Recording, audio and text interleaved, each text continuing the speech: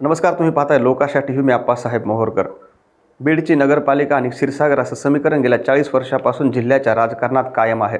मात्र यावर्षी झालेल्या नगरपालिका निवडणुकीत मैदानातील पराभवानंतर डावपेचात विरोधकांचा पराभव करण्याची मोठी संधी क्षीरसागर गटाने गमावली आहे.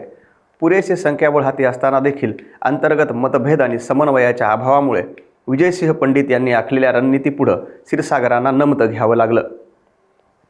गेल्या 4 दशकांचा इतिहास पाहता केवळ एक टर्मचा अपवाद वगळता बीड पालिकेची सत्ता संदीप क्षीरसागर, डॉक्टर योगेश क्षीरसागर आणि डॉक्टर भारतभूषण क्षीरसागर यांच्या मर्जीने चालली. 2011 मध्ये तर 50 पैकी 49 जागा जिंकल्याचा विक्रम त्यांनी प्रस्थापित केला होता.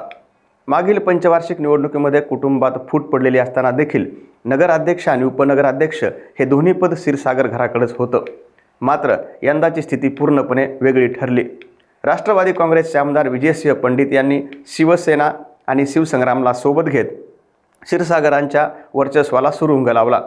उपनगराध्यक्ष पदाच्या निवडीवेळी राजकीय गणित जुळवण्यासाठी क्षीरसागरांकडे पुरेचं संख्याबळ उपलब्ध होतं. आमदार संदीप क्षीरसागर यांच्या नेतृत्वाखाली राष्ट्रवादी काँग्रेस शरदचंद्र पवार गटाचे 12 सदस्य निवडून आले. शिवसेना उद्धव ठाकरे गटाचा 1 सदस्य आणि डॉक्टर योगेश क्षीरसागर यांच्या नेतृत्वाखाली भाजपचे 15 असे एकूण 28 सदस्य एका बाजूला येऊ शकले असते. जर दोन्ही क्षीरसागरांपैकी एकाने दुसऱ्याला पाठिंबा दिला असता तर मैदानातील पराभवाचा बदला सभागृहात घेता आला असता. नगरपालिका निवडणुकीच्या मतमोजणी दिवशी असे संकेत देखील सारिका क्षीरसागर यांनी माध्यमांशी बोलताना दिले होते की बीड हे क्षीरसागर मुक्त झालेलं नाही. संदीप क्षीरसागर आणि आमचे नगरसेवक निवडून आले आहेत. संदीप क्षीरसागर हे देखील आमच्याच कुटुंबातले आहेत. त्यामुळे सारिका क्षीरसागर यांना उपनगराध्यक्ष करण्यासाठी संदीप क्षीरसागर हे पाठिंबा देतील असा अंदाज वर्तवला जात होता. मात्र ऐनवेळी असं होताना दिसलं नाही.